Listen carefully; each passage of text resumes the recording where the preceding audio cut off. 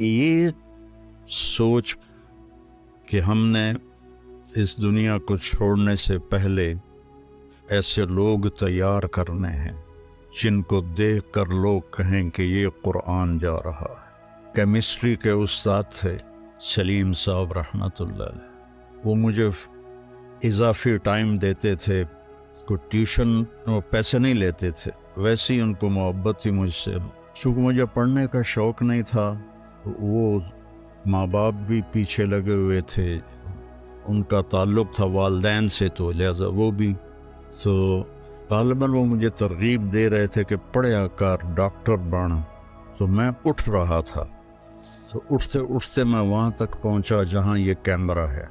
تو میں نے پیچھے مڑ کے کہا، استاد جی دنیا میں ایک دفعہ آئے ہیں، کوئی ایسا کام کر کے جائیں کہ دنیا یاد رکھے۔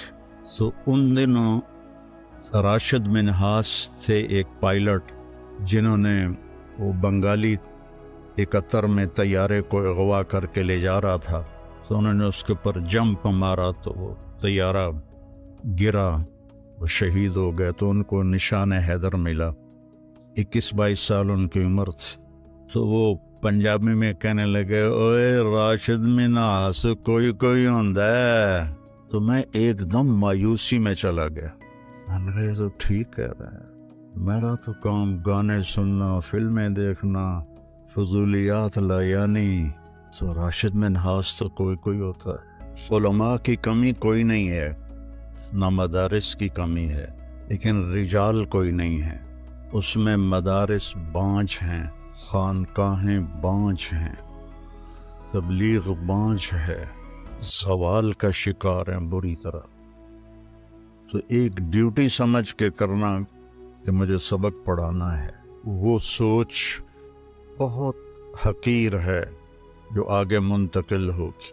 کہ یہ سوچ کہ ہم نے اس دنیا کو چھوڑنے سے پہلے ایسے لوگ تیار کرنے ہیں جن کو دیکھ کر لوگ کہیں کہ یہ قرآن جا رہا ہے، یہ عالم جا رہا ہے۔ اب یہ اللہ کی مدد کے بغیر تو ہو نہیں سکتا۔ ایسا تو نہیں ہے کہ ہمارے پاس کوئی ایسے سکرو ہیں، مشین ہے جس سے ہم ایسے نسل تیار کر لیں گے۔ یہ تو سراسر یہدی من یشاء ہے، جس کو چاہے وہ ہدایت دیتا ہے۔ آپ سب خوش قسمت ہیں، آپ کے اساتذہ، کہ اللہ نے آپ کو ایک انتہائی اعلیٰ ترین مصروفیت عطا فرمائی۔ مدارسۃ العلم ساعۃ خیر من احیاء لیلۃ القدر عند الحجر الاسود۔ یہ بھی آج کوئی 20 سال بعد یاد آئی۔ مدارسۃ العلم ساعۃ، ابو ہریرہ کی روایت، خیر من احیاء لیلۃ القدر عند الحجر الاسود۔ اتنی بڑی محنت میں اللہ نے لگایا ہے، آپ خوش قسمت ہیں۔ لیکن ایک رواجی طرز پہ چل کے زندگی گزار دینا اور ایک ایسا کچھ کرنا کہ کچھ آدمی کر کے جائے۔ میں اپنے کیمسٹری کے استاد تھے سلیم صاحب رحمۃ اللہ علیہ، وہ مجھے اضافی ٹائم دیتے تھے، کوئی ٹیوشن پیسے نہیں لیتے تھے، ویسے ہی ان کو محبت تھی مجھ سے، مجھے اضافی ٹائم دیتے تھے۔ تو اس دن میں نے ہلکے سبز رنگ کی پتلون پہنی ہوئی تھی، اور اوپر جو شرٹ تھی میری وہ بھی ہلکے سبز رنگ کی تھی، اس پر نقش و نگار تھے، اور یہ بھورے رنگ کی میرے ہاتھ میں تھی ڈائری لکھنے، نوٹس لکھنے کی۔ تو چونکہ مجھے پڑھنے کا شوق نہیں تھا، تو وہ ماں باپ بھی پیچھے لگے ہوئے تھے، ان کا تعلق تھا والدین سے، تو لہذا وہ بھی غالباً وہ مجھے ترغیب دے رہے تھے کہ پڑھیا کر، ڈاکٹر بن۔ تو میں اٹھ رہا تھا، تو اٹھتے اٹھتے میں وہاں تک پہنچا جہاں یہ کیمرہ ہے۔ تو میں نے پیچھے مڑ کے کہا، استاد جی سر کہتے تھے، سر دنیا میں ایک دفعہ آئے ہیں، کوئی ایسا کام کر کے جائیں کہ دنیا یاد رکھے۔ مطلب ڈاکٹر تو بہت پھر رہے ہیں. تو ان دنوں راشد منہاس تھے ایک پائلٹ جنہوں نے وہ بنگالی 71 میں طیارے کو اغوا کر کے لے جا رہا تھا، تو انہوں نے اس کے اوپر جمپ مارا تو وہ طیارہ گرا، وہ شہید ہو گئے. تو ان کو نشان حیدر ملا. 21-22 سال ان کی عمر تھی. تو وہ پنجابی میں کہنے لگے، اوے راشد منہاس کوئی کوئی ہوندا ہے. یہ ان کا لہجہ تھا، اوے راشد منہاس کوئی کوئی ہوندا ہے. تو میں ایک دم مایوسی میں چلا گیا. میں نے کہا یہ تو ٹھیک کہہ رہا ہے، میرا تو کام گانے سننا، فلمیں دیکھنا، فضولیات یعنی تو راشد منہاس تو کوئی کوئی ہوتا ہے. تو اللہ تعالیٰ میں پتہ نہیں کسی کی دعا لگی یا اللہ نے اپنا فضل فرمایا، اسی کا فضل ہے. اللہ تعالیٰ نے ایسا میرے ساتھ نظام چلایا، میں قیامت تک بھی سجدے میں پڑا رہوں تو اس کا حق ادا نہیں ہو سکتا.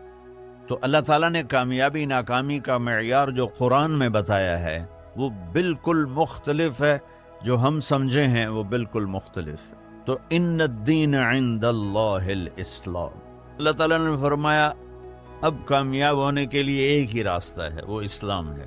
وَمَن يَبْتَغِ غَيْرَ الْإِسْلَامِ دِينًا فَلَن يُقْبَلَ مِنْهُ وَهُوَ فِي الْآخِرَةِ مِنَ الْخَاسِرِينَ. جو اسلام کے علاوہ کسی بھی راستے پر چل کر آیا تو اللہ اسے قبول نہیں فرمائے گا. تو بھائیو، اللہ نے ہم پر کرم کیا کہ ہم ایمان والے ہیں، اسلام والے ہیں. ہماری بدقسمتی کہ ہمیں نادان علماء نے نادان کی شرط لگا رہا ہوں، ہر شعبے میں نادان لوگ ہوتے. دفتروں میں رشوت لینے والے نادان لوگ، ہیرا پھیری کرنے والے بازار میں نادان لوگ ہیں، ملاوٹ کرنے والے منڈی میں نادان لوگ، چوری کرنے والے، ڈاکہ ڈالنے والے، اڈے چلانے والے، یہ نادان لوگ ہیں. تو انسان بگڑا ہوا ہے تو ممبر پر بیٹھنے والے بھی کچھ نادان ہیں اور کچھ سمجھدار ہیں. تو نادان لوگوں نے جب ممبر پر بیٹھے انہوں نے ہمیں فرقوں میں بانٹ دیا اور اتنی نفرت پیدا کر دی کہ اے کافر، اے کافر، اے کافر، اے کافر. اس نال تسی مسافہ بھی کیتا تے تہاڈا نکاح ٹوٹ جائے گا. ایسے الو اور ایسے عقل کے پیدل لوگ وہ موجود ہیں. انہوں نے ہمیں توڑ کے رکھ دیا اور مسلم کی بجائے کسی پر دیوبندی کا لیبل، کسی پر بریلوی کا لیبل، کسی پر شیعہ کا لیبل، کسی پر اہل حدیث کا لیبل، لکھاں لیبل بنا کے انہوں نے ہمیں ٹوٹے ٹوٹے کر دیا. دیکھو میں ہاتھ جوڑتا ہوں، شعبان کا مبارک مہینہ ہے. میرے نبی پاک صلی اللہ تعالی علیہ وسلم جب رجب کا پچھلا مہینہ جو گزر گیا نا، یہ جب آتا تھا تو آپ کہتے تھے اللہم بارک لنا فی رجب و شعبان، یا اللہ ہمارے رجب اور شعبان میں برکت دے. وبلغنا رمضان، اور یا اللہ آگے رمضان آ رہا ہے، یا اللہ ہمیں اس تک پہنچا دے. اور آپ شعبان میں سب سے زیادہ روزے رکھتے تھے، کبھی کبھی پورا مہینہ شعبان کے روزے آپ رکھتے تھے. اور 15 شعبان جو بہت مبارک رات ہے، اس میں آپ نے فرمایا اس کا قیام، رات کی تہجد اور دن کا روزہ، یہ اللہ تعالیٰ کی بارگاہ میں بہت محبوب ہے. تو ہم مسلمان کے لیبل کو ہٹا کر، آپ دیکھو مسجدوں پہ لکھا ہوتا ہے بریلوی مسجد، دیوبندی مسجد، اہل حدیث مسجد. مسجد تو اللہ کی ہے. امام بارگاہ ہارون رشید نے اپنی بیوی سے کہا، غصے میں آ گیا، کہنے لگا اگر تو نے آج رات میرے ملک میں گزاری تو تمہیں 3 طلاق. پیچھے سر ناپ کے بہ گیا، اے میں کیا آخرت. تو اس نے علماء اکٹھے کیے، کہنے لگا جی میں نے بیوی سے کہا ہے تو نے رات میرے ملک میں گزاری تمہیں 3 طلاق، تو کوئی طلاق سے بچنے کی صورت ہے؟ تو علماء نے کہا ایک ہی صورت ہے کہ تمہارے ملک سے رات باہر گزارو. ملک اس کا فیصل آباد تک تھا اور ادھر کاشغر تک تھا اور دنیا میں پھیلی ہوئی حکومت تھی. گھوڑے پہ تو یہ فاصلہ طے نہیں ہو سکتا، لہٰذا انہوں نے کہا جی یہ رات آئے گی طلاق ہو جائے گی. وہ کہنے لگا ابو حنیفہ، جو جن کی ہم پیروی کرتے ہیں، امام ابو حنیفہ ان کے فتوے پہ عمل کرتے ہیں. کہا ان کے شاگردوں میں کوئی ہے؟ ان کا ایک شاگرد ہے. اس وقت امام ابو یوسف بڑے غریب فقیر دھوبی کے بیٹے تھے. ان کا ایک ہے ابو یعقوب، ابو یوسف یعقوب ان کا نام تھا. کہا اسے بلاؤ. وہ آ گئے. انہوں نے ان سے پوچھا ہارون رشید نے، اچھا اس سے پہلے ایک واقعہ ہوا، ناجائز تجاوزات آج سے نہیں ہیں، بہت پرانے زمانے سے. ایک یہودی اس محلے میں رہتا تھا، بڑا سیٹھ. تو اس نے اپنے گھر کی دیوار توڑ کے نا گلی بیچ میں لے لی، گلی کو تنگ کر دیا، چھوڑی سی پر تنگ کر. امام ابو یوسف نے اس سے کہا بھائی غریب لوگوں دا راہ نہ روک، ہمارے لیے گزرنے کا راستہ تو کھلا رکھ.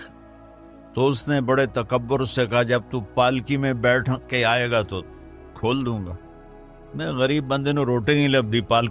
پالکی اس زمانے کی معزز سواری تھی جو غلام اٹھاتے تھے، نوکر، اور اس میں وہ خواتین یا مرد نوابان جو ہوتے تھے وہ بیٹھ کے ایک محلے سے دوسرے محلے جاتے تھے، چونکہ اندر تو کوئی گھوڑے یا سواریاں تو چلتی نہیں تھیں. تو انہوں نے امام ابو یوسف کو بلا کے پوچھا، جی حضرت میں نے بیوی کو یہ کہا ہے تو نے میرے ملک میں رات گزاری تو تمہیں 3 طلاق، تو کوئی شکل ہے کہ طلاق نہ ہو؟ تو انہوں نے بغیر سوچے کہا رات مسجد میں گزارے طلاق نہیں ہوگی. تو علماء نے ان کو ایسے دیکھا، یعنی اکھیاں نال بھئی ایک ہی میں. تو امام ابو یوسف نے جواب دیا وَأَنَّ الْمَسَاجِدَ لِلَّهِ، اللہ تعالیٰ قرآن میں کہتا ہے مسجد اللہ کا گھر ہے، ہارون دا نہیں ہے، ہارون رشید دا نہیں ہے، مسجد اللہ دی ہے، لہٰذا مسجد میں رات گزارے طلاق نہیں ہوتی. تو ہارون رشید اتنا خوش ہوا، انہوں نے کہا 1 لاکھ درہم ان کو انعام دیا جائے اور ان کو chief justice of Abbasi kingdom بنایا جائے.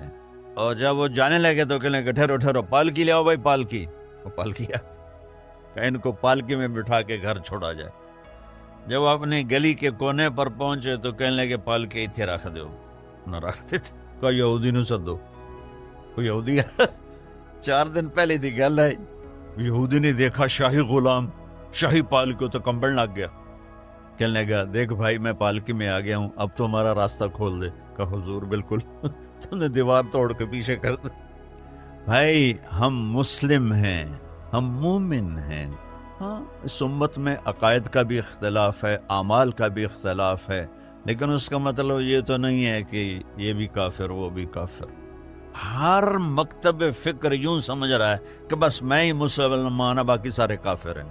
دیکھ میں تمہیں ہاتھ جوڑتا ہوں، ایسے فتنہ پھیلانے والے مولویوں کے قریب بھی نہ جاؤ، وہ کسی بھی مکتب فکر سے ہو، ان کو دور ہو کے گزرو. اور ہر مکتب فکر میں اللہ کے نیک بندے اور صلح چاہنے والے، محبت چاہنے والے بے شمار ہیں، ان کی سن. تو بھائیو کامیابی کا معیار ہے اسلام. ان الدین عند اللہ الاسلام ومن یبتغ غیر الاسلام دینا فلن یقبل منہ. جو اسلام کے علاوہ کسی چیز کو اختیار کرے گا اللہ کہے گا مردود ہے. اسلام کیا ہے؟ میرے نبی پاک صلی اللہ علیہ وسلم کی لائی ہوئی مبارک زندگی. یا ابا سفیان جیتکم بکرامت الدنیا والآخرہ. ابو سفیان میں تمہارے پاس دنیا اور آخرت کی عزت لے کر آیا ہوں. وجعل الذل والصغار لمن خالف امری. جو میرے اس راستے سے ہٹے گا اللہ اسے ذلیل کر دے گا. یہ بھی میرے نبی کی حدیث ہے. اور میرے نبی کی زندگی اور میرے نبی کا اسلام وہ تھوڑے سے وقت میں آپ کو سارا بتا دیتا، سارا مختصر. اسلام اب ان کے لیے آٹا بونتے تھے. کیا تو آپ کی شان سنو قرآن سے. والنجم اذا ہوا ما ضل صاحبكم وما غوا وما ينطق عن الهوى ان هو الا وحي يوحى علمه شديد القوى ذو مرة فاستوى وهو بالأفق الأعلى ثم دنا فتدلى فكان قاب قوسين او ادنى. اتنی بڑی شان والا آٹا گوندھ رہا ہے، جھاڑو دے رہے ہیں. 9 بیویاں زندہ تھیں اپنے کپڑے خود دھوتے تھے، پھٹ جاتا خود سیتے تھے، جوتا پھٹ جاتا خود بیٹھ کے سیتے تھے۔ آپ اپنا جوتا سی رہے تھے اور حضرت عائشہ چرخہ چلا رہی تھی۔ اب چرخہ، آپ کو کیا پتا چرخہ کیا ہوتا ہے؟ کسی عورت کو پتا ہے؟ وہ بڑے حادثہ ہے، یہ شاباش۔ تو ہمارے بچپن میں وہ ہماری ماں سو نوکرانیوں کو ایسے لائن میں بٹھایا ہوتا تھا اور وہ چرخے کاٹ رہی ہوتی تھی، تو پھر اس سے وہ کپڑا بناتے تھے ہمارے جولاہے۔ تو اب چرخہ کاٹ رہی تھی اور اللہ کے نبی جوتا اپنا سی رہے تھے۔ عائشہ میرا جوتا بھی سی دو، نہیں خود سی رہے تھے۔ تو آپ کے ماتھے پر پسینہ آ گیا، پسینے میں سے نور نکل رہا، اور چونکہ جب روشنی پانی سے گزرتی ہے تو 7 رنگوں میں تقسیم ہو جاتی ہے، تو وہ رنگین شعائیں نکل رہی تھی۔ تو حضرت عائشہ کا ہاتھ وہیں رہ گیا اور ایسے دیکھ رہی۔ تو تھوڑی دیر بعد اللہ کے نبی نے محسوس کیا کہ عائشہ کا چرخہ نہیں چل رہا، تو آپ نے آنکھ اٹھا کے دیکھا، عائشہ خیریت؟ چرخہ بند کر دیا؟ تو انہوں نے فی البدی شعر پڑھا، وَإِذَا نَظَرْتَ إِلَىٰ أَسِبْلَةِ وَجْهِهِ حَلِلَتْ كَمَا تَحِلُّ الْبَدْرُ الْجَلِيُّ۔ میں جب آپ کے ماتھہ انور کو میں نے دیکھا تو مجھے لگا جیسے چودھری کے چاند سے روشنی نکل رہی ہے۔ تو آپ نے کہا عائشہ تو نے مجھے خوش کر لیا۔ تو آپ اپنا سامنے بیٹھ کے جوتا گانٹ رہے ہیں، حضرت عائشہ سے نہیں فرما رہے کہ اس کو ٹھیک کر، محبت کے طور پر ان کو لقمے کھلا رہے ہو۔ آپ نے فرمایا بیوی کو لقمہ کھلانا صدقے کا ثواب ہے، روز مفت کا ثواب لو، 2-3 لقمے بیگم کو کھلا دو، بیگم خامن کو کھلا دے، صدقے کا ثواب۔ ایک نوجوان میرے پاس آیا، کہا جی میرا بیوی سے جھگڑا رہتا ہے، بہت سخت ہو جاتا ہے، مجھے کوئی تعویذ دے۔ میں کہا یار میں تعویذ والا پیر کوئی نہیں ہاں، لیکن ایک بات سن لو، بیوی پہ تعویذ اثر نہیں کرتا، جو مرضی تو لکھو۔ اور آپ سے بھی کہتا ہوں، یہ جو بیٹھے ہیں نا عامل، یہاں بھی بہت ہیں، ہاتھ جوڑتا ہوں، یہ سب فراڈی ہیں۔ نہ اپنا وقت ضائع کرو، نہ پیسے ضائع کرو۔ میرے اوپر سایہ ہو گیا ہے، میرے اوپر جن ہو گیا ہوا ہے، میرے اوپر کسی نے جادو کر لیا ہے، اللہ کی قسم یہ سب 2 نمبر بیٹھے، میں نے ان کو خوب آزمایا۔ ہمیں اللہ کے نبی نے کہا ہے کہ آخری 2 صورتیں ہر جادو کا توڑ ہے، قل اعوذ برب الفلق، قل اعوذ برب الناس، یہ پڑھو کوئی جادو نہیں رہے گا۔ جادوگر اتنے بات کہنے پہ ہر ایک تک پھوکے ماری جاتے ہیں، یہ سب روٹی کماتے ہیں، یہ سب فراڈی ہیں، فراڈی۔ اور یہ جو سوشل میڈیا پہ وظیفے بیٹھے ہوئے ہیں وظیفے بتانے، یہ بھی بالکل جاہل ان پڑھ لوگ ہیں۔ اتنے ہزار دفعہ اے پڑھو، ایک ہانڈی لے آؤ، ہانڈی سے کڑے وال پاؤں گے، پھر اے کریں گے، پھر انہوں دم کریں گے، پھر انہوں زمینی دباؤں گے، اے الو کے پٹھے ہیں سارے، اور آپ بے وقوف ہو سارے جو ان کے پاس جاتے ہو۔ جس تو رب نے قل اعوذ برب الفلق قل اعوذ برب الناس کی صورت دی ہو، وہ اس کو پڑھے اور آیت الکرسی پڑھے، اس میں جادو ہو نہیں سکتا۔ اتنے لمبے لمبے وظیفے بتاتے ہیں۔ دیکھو میرا نبی کا وظیفہ سنو۔ ایک شخص آیا، یا رسول اللہ میں چاہتا ہوں میرا رزق بڑھ جائے۔ اب سب چاہتے ہیں، میں بھی چاہتا ہوں کہ رزق حلال اللہ دے، کھلا دے۔ سوشل میڈیا دیکھو، وہ کتنے وظیفے بتا رہے ہیں، اور میں نبی کا وظیفہ بتاتا ہوں، سب کر سکتے ہو۔ آپ نے فرمایا ادم علی الطہارہ یوسع علیک رزق، با وضو رہا کر تیرا رزق بڑھ جائے گا۔ بتاؤ کوئی زور لگتا ہے؟ میں پچھلے 30 سال سے باوضو رہتا ہوں۔ جب سے میں نے یہ حدیث پڑھی، سوتا بھی وضو کے ساتھ، اور جب وضو میرا نہ ہو تو مجھے لگتا ہے کوئی چیز میرے اندر سے نکل گئی ہے، خالی خالی پن محسوس ہوتا ہے۔ وضو والے سے شیطان ڈرتا ہے۔ ایک دفعہ شیطان ہمارے نبی کے پاس آیا، آپ نے فرمایا یار یہ تو بتا تیرے دشمن کتنے ہیں؟ کہنے کا جی 15 ہیں 15۔ آپ نے فرمایا کون کون؟ کا پہلا نمبر تھا تو ہی ہے، پہلے دشمن تو میرے آپ ہیں۔ پھر اس نے کہا وہ مومن اور مومنہ جو باوضو رہتے ہیں وہ میرے بڑے دشمن ہیں، ان سے مجھے بڑا ڈر لگتا ہے۔ वजू करके सो, मौत आई शहीद मरोगे। वजू करके सोवो, एक फरिश्ता सारी रात आपके लिए तस्बीह पढ़ता रहेगा। वजू की आदत डालो, शैतान आपसे डरेगा। कितना आसान वजीफा मेरे नबी ने बताया। तो अपने घरों की जिंदगी समझाई। तो मैंने उससे कहा बीवियों पे तवीज़ असर नहीं करते।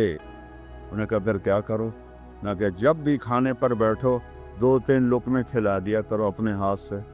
कैसे क्या होगा? मैं कहा तू देख लमी क्या होगा। तो कुछ दिनों के बाद उसका फ़ोन आया, हाल चाल कुछ नहीं। मैंने कहा वो मेरी बात पे अमल किया था? कहने लगा नहीं। मैंने कहा क्यों? कहने लगा शर्म न थी। मैं आ क्या उर्दू दे पक्के कमज़ोर ना लड़दे तेन शर्म नहीं आती। अल्लाह ने औरत को कमज़ोर पैदा किया है। एक शख्स आया हज़रत उमर से मिलने, तो लेकर आया बीवी की शिकायत से, वो मुझसे बहुत लड़ती है। आगे देखा तो उधर भी बेगम ने चढ़ाई की हुई थी, उमर जैसी शख्सियत। वो छोटे छोटे घर आवाज़ बाहर जा रही, वो थोड़ी देर सुनता रहा। करने लगा इससे तो मेरे को भी चोखा काम में। वो पीछे मुड़ने लगा था, हज़रत उमर की नज़र पड़े थे। वो भाई खैरियत कैसे आए थे? कहा जी जिस काम वास्ते आया सी उसे इतने भी ढेर सारा हो रहा है, मैं तुहानू की दसा। कहनी क्या है? कहा मेरी बीवी मुझसे बहुत लड़ती है। तो मैंने देखा आप तो अमीरुल मोमिनीन। इतनी हैबत थी, नाई उनके दाढ़ी का खत बना रहा था, उनको सींक आई हज़रत उमर को, तो नाई का पेशाब निकल गया रोब से। तो वो कहने लगे आप तो इतने रोब वाले आदमी हैं। वो बीवी आपको क्या सुना रही थी? कि देखो मेरे प्यारे, उसने मेरे बच्चों को पेट में पाला, 9 महीने उसकी तकलीफ उठाई, और एक नहीं जितने बच्चे पैदा हुए। ये तकलीफ जो औरत पे गुजरती है वो हम तो नहीं जान सकते। फिर उसने उनको दूध पिलाया, फिर वो मेरे कपड़े धोती है, फिर वो मेरे लिए खाना बनाती है, फिर वो मेरे घर को साफ सुथरा रखती है। तो अगर थोड़ा बहुत वो बोल पड़े तो ये तो बहुत छोटी चीज़ है जो उसका मेरे ऊपर एहसान है। मैंने कहा जा, खाने का वक्त था दोपहर का, उसको लुकमा खिला फिर मुझे बता। थोड़ी देर के बाद उसका फ़ोन आया, कहा मौलाना साहब वो तो अजब ही हो गया। मैंने कहा क्या हुआ? कहा मैंने उसके मुंह में लुकमा डाला तो उसका मुंह ऐसे खुला रहेगा। और कहने लगी किसने पट्टी पढ़ाई है तुम्हें? तू खुद तो नहीं कर सकता। कहने लगा मुझे मौली तारिक जमील ने ये पट्टी पढ़ाई। तो उसने ऐसे जो अल्लाह मौली तारिक जमील को और उसके बच्चों को ज़िंदगी दे जिसने तुम्हें इंसान बना दिया।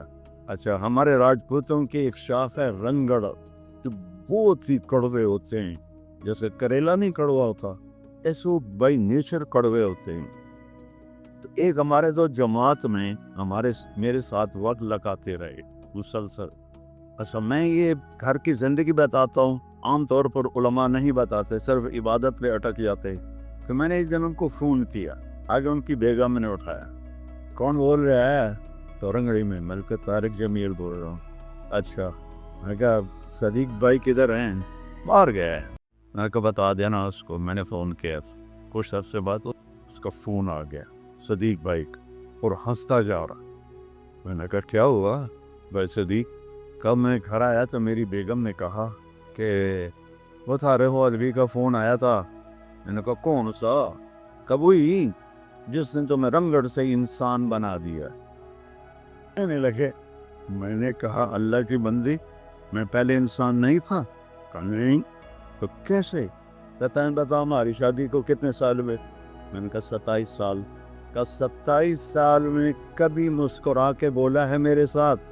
मैंने कहा मैं सर खुजाने लगा, मैंने तो कभी भी उसके साथ हंस के नहीं बोला था। मेरे भाई बहनों, मैं क्या बताऊं, मैं सड़कों पे ज़िंदगी गुजरी है मेरी, तो कुछ तो अहमकाना है वो मैं बतौर लतीफ़ा सुनाता हूँ।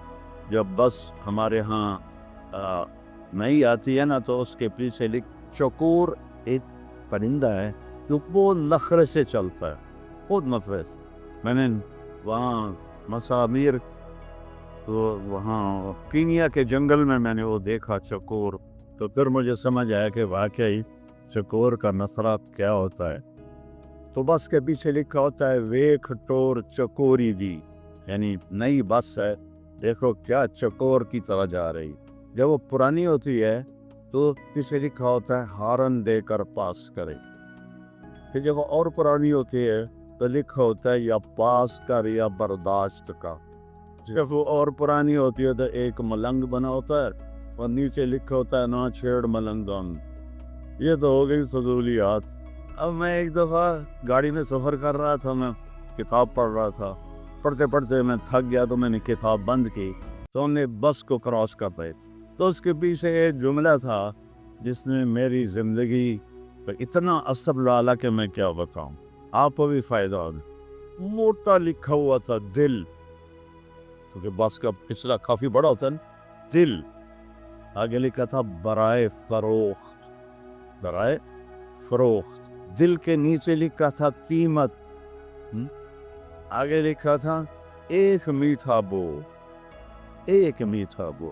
انسان کو خریدنا اتنا آسان ہے, ماں باپ کو, بیوی کو, خامند کو, بچوں کو خریدنا ایک میٹھا بو, ایک اسمائل. اپنے بچوں کو بھی عزت دو. یہاں کے رہنے والے عام طور پر بچوں اور ان میں خلا پیدا ہو جاتا ہے کہ یہاں کی لائف ایسی ہے کہ بچوں کے لیے ٹائم ہی نہیں ملتا. لیکن میرے نبی دو جہان کے سردار ہو کر روزانہ یا ایک دن چھوڑ کر حضرت فاطمہ کے گھر جاتے اور حسن حسین کو بلاتے کہ این اللقا, فاطمہ وہ شرارتی کی طرح بھیجو. کہ بھیجتے ہو یا رسول اللہ. وہ دونوں بھاگے بھاگے آتے تو دیکھو میں اسٹیٹ بتا پھر کہتے میری کمر پہ چڑھ جاؤ.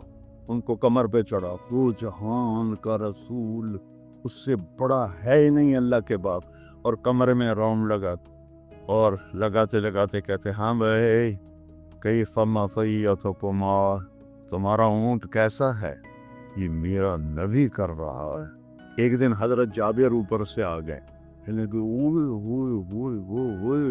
اتنی بڑی سواری. تو میرے نبی نے فرمایا اوئے ہوئے ہوئے اتنے بڑے سوار, یہ اولاد چاہتی ہے. پھر دونوں کو اتار دیتے اور حضرت زینب کو بٹھاتے اور ان کو چکر لگاتے. حسن حسین کی کشتی کرا رہے ہیں, آؤ بھائی کشتی کرو میرے سامنے. اب آپ مستورات بھی جاب پہ جاتی ہیں, تھکی تھکائی آتی ہیں, نہ آپ کو لاڈ کرنے کا ہمت ہوتی ہے نہ پیار کرنے کی ہمت ہوتی ہے.